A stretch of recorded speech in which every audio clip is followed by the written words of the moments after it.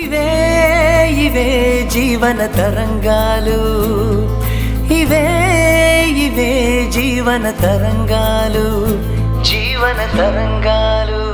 North Indian రెస్టారెంట్లో నిన్న నేను తిన్న పరోటాలా ఉంది. ఆలూ కుర్మా కూడా సేమ్ అలాగే ఉంది.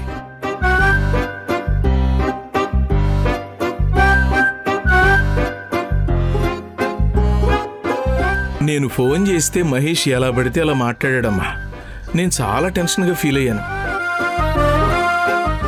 సర్లే సాయంత్రం ఫోన్ చేద్దాం అనుకున్నాను. ఆలోపు రిలాక్స్ అవ్వడానికి పక్కనే ఉన్న హోటల్కి వెళ్ళి టిఫిన్ తిన్నానమ్మా. సేమ్ నిన్న అక్కడ తిన్న పరాటాలానే ఉంటేను.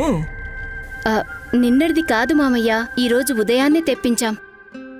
నేను అలా అన్నానా? హోటల్ నుంచి తెప్పించారు అన్నాను. అవునమ్మా, ఇంతకీ మహేష్ ఎక్కడా? అదేనమ్మా మీ ఆయన. బయటికెళ్లారు మామయ్య, ఈ పాటికొస్తూ ఉంటారు. పర్వాలేదులేమ్మా, వాడిని నిదానంగానే రానివులే. అంటే ఇప్పుడు నేను ఒక చిన్న ప్రాబ్లంలో పడ్డానమ్మా. ఏమైంది మామయ్య, చెప్పండి. రఘురామ్ ఫైనాన్స్ అని ఉంది కదా, ఆ కంపెనీ ఓనర్ కొడుకు ఆదర్శ్ అని ఒకడున్నాడు. వాడి దగ్గర నేను అప్పు చేశాను. ఇప్పుడు డబ్బు తిరిగి వాడికి ఇవ్వాలి. ఎంత మామయ్య? 75,000. దానికి ఇంకొక 5,000 వడ్డీ కలిపి 80,000 ఇవ్వాలమ్మా. అంత డబ్బేం చేశారు మామయ్య? అంటే నాకు జాబ్ ఉన్నప్పుడు ఏదైనా అవసరం ఉంటే ఫ్రెండ్స్ ఇచ్చేవారు. జాబ్ పోయాక ఫ్రెండ్స్ అందరూ దూరం అయిపోయారు. ఇంట్లో ఉంటే బోరు కొడుతుంది కదా, అందుకే క్లబ్కి వెళ్ళటం అలవాటైంది. అది సరే మామయ్య, అంతప్పు ఎందుకయిందో అది చెప్పండి.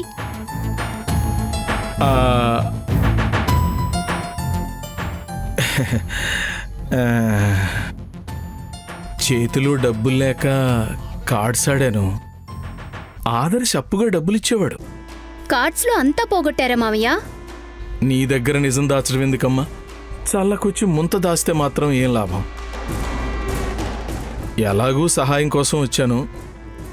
నేను అప్పుగా తీసుకుంది అందరికీ తెలిసిందే.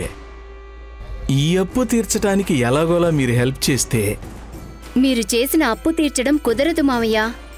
తీర్చకపోతే వడ్డీ ఎక్కువ అవుతుందమ్మా. అది ముందు మీకు తెలీదా మావయ్య? జరిగిపోయింది కదమ్మా. అందుకని మీరు కార్డ్స్, డ్రింక్స్ అని అప్పు చేసి మమ్మల్ని తీర్చమనడం తప్పు కదా? తప్పేనమ్మా, కానీ ఏం చేస్తాం? ఆ ఆదర్శ ఒత్తిడి మరీ ఎక్కువైంది. అప్పు తీర్చడానికి నాకున్న ఒకే ఒక్క మార్గం నా భార్య ఇంటి మీద అప్పు తీసుకోవడం. కొంపలు ముంచే మార్గాలు వెతకడం మీకు మంచినీళ్లు తాగినంత తేలిక మావయ్య. ఏంటమ్మా? మంచినీళ్లు తాగండి మావయ్య అంటున్నాను.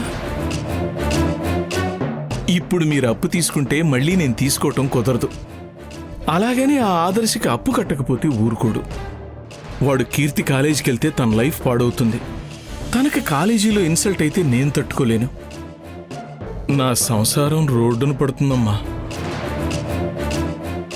మీరు నా భార్య ఇంటిపైన అప్పు తీసుకుని హ్యాపీగా ఇల్లు కట్టుకుని నా సంసారాన్ని ప్లాట్ఫామ్ మీద పారేయడం కరెక్ట్ కాదు కదా. ఇప్పుడు మేము అప్పు తీసుకుంటుంది దాచుకోవడానికి కాదు మావయ్య, ఇల్లు కట్టడానికి. ఆల్రెడీ కడుతున్న ఇంటిపైన అప్పు, కొత్తగా తీసుకుంటున్న అప్పు. మేమే పీకల్లోతో అప్పుల్లో ఉన్నాం మావయ్య. మాకున్న అప్పు ఎలా తీర్చాలా అని అనుకుంటున్నాం. పైగా మీది కూడా అంటే కష్టమవుతుంది మావయ్య. అది కదమ్మా, నా భార్య ఇంటి మీద ఎలాగో అప్పు తీసుకుంటున్నారు కదా, 1,00,000 ఎక్స్ట్రా తీసుకున్నారంటే నా అప్పు కూడా తీరిపోతుంది. బ్యాంకులోందే ఉంది, నిదానంగా తీర్చుకోవచ్చు. ఏమంటావు? అప్పులు ఎక్కువ అవుతున్నాయి, తీర్చడం మా వల్ల కాదు మావయ్య. ఇల్లు నా భార్య పేరు మీద ఉందనే కదా నాకు డబ్బులు ఇవ్వడానికి మీకు భారంగా అనిపిస్తుంది. అందుకని తీర్చలేము, ఇవ్వలేము అంటున్నారు. అదే నా పేరు మీద ఉండుంటే? మీ పేరు మీద లేదు కదా మావయ్య. చూడమ్మా, నువ్వు చాలా తెలివైన దానివని నాకు తెలుసు. ఇప్పుడు ఈ ఇల్లు నా పేరు మీద లేకపోవచ్చు, కానీ డాక్యుమెంట్లో ప్రతి అక్షరం పొల్లు పోకుండా నాకు తెలుసు. ఆ పత్రాలు సరిగా లేవని నేను ఒక్క మాట ఆ బ్యాంకు వాళ్ళకి చెప్తే మీకే ప్రాబ్లం అవుతుంది. ఆ, ఏమవుతుంది? ఎంక్వైరీ చేసి నిజాలు తెలుసుకొని తర్వాత లోన్ ఇస్తారు, అంతే కదా మావయ్య? ఎంక్వైరీ కంప్లీట్ చేయడానికి 6 నెలలు పడుతుంది. అంతవరకు మీ ఇల్లు కట్టడం ఆగిపోతుంది కదమ్మా.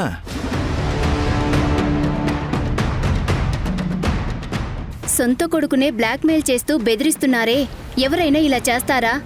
నేనెక్కడ చేశానమ్మా?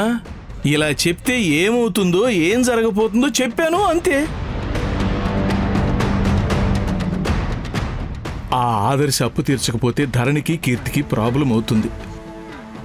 కొడుకు లోన్ తీసుకొని నిక్షేపంగా ఇల్లు కట్టుకోవాలి, కానీ నేను, నా భార్య, నా కూతురు వీధి పాలు కావాలి. మహేష్ అంటే నాకు ప్రేమలే కాదమ్మా ఇలా మాట్లాడేది. మీరు చెప్పిందంతా బావుంది మావయ్య, కానీ 80,000 రూపాయల అప్పు మేమొక్కరమే భరించలేము. మీరు కష్టపడి ఇంత దూరం వచ్చారు, మిమ్మల్ని బాధ పెట్టలేను. అందుకని ఆ,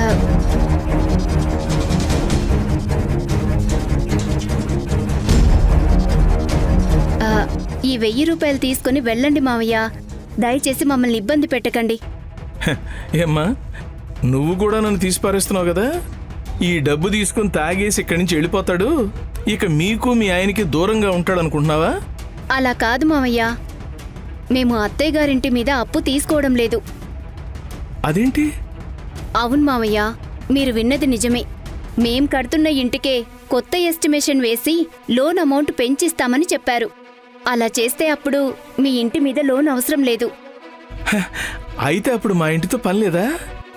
నేను అలా అనలేదు మావయ్య. మీరు అప్పు తీసుకుంటారు, మా అప్పు కూడా తీరుస్తారు అనుకున్నాను. ఇంకొక్కసారి ఆలోచించమ్మా. ఇప్పుడు ఆ ఇంటి వాల్యూ 60 లక్షలు ఉంటుంది. ఆలోచించండి. సరేనమ్మా, ఇక నేను వెళతాను.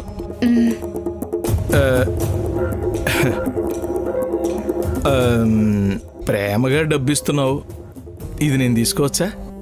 1 వారం రోజులు మీ అత్తమ్మకి నాతో ఏ ప్రాబ్లమూ ఉండదు.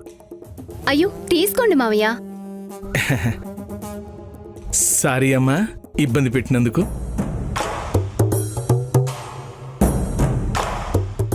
అందరూ హోటల్కి వెళ్ళాక ఫుడ్ తిన్నాక టిప్పిస్తారు, కానీ హోటల్ ఫుడ్ పెట్టి ఈ మామయ్యకి నువ్వు టిప్పిచ్చావు.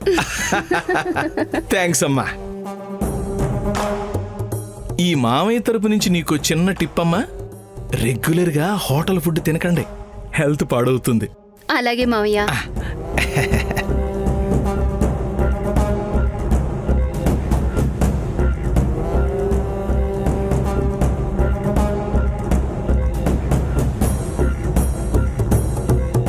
పని పాట లేని వాళ్ళు పసిగట్టేవి కనిపెట్టేవి ఇవా? పరోటా రుచి కూర్మా చిక్కదనమా? ఇంటిలోనొచ్చేంత వరకు మామయ్యతో ఎంతకైనా మంచిది, కొంచెం జాగ్రత్తగా ఉండాలి.